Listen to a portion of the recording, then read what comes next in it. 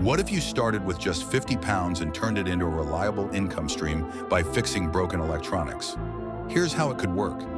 You buy a cracked iPhone for £20 on Facebook Marketplace. Watch a YouTube tutorial for 30 minutes. Learn how to replace the screen.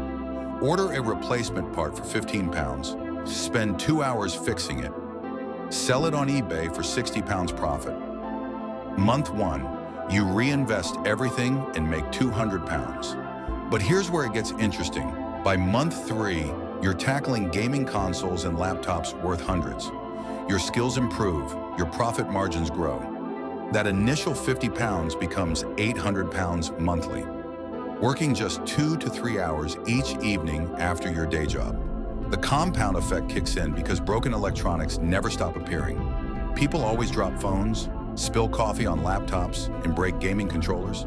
You become their solution while building serious monthly income. Check the link in bio for a free downloadable guide.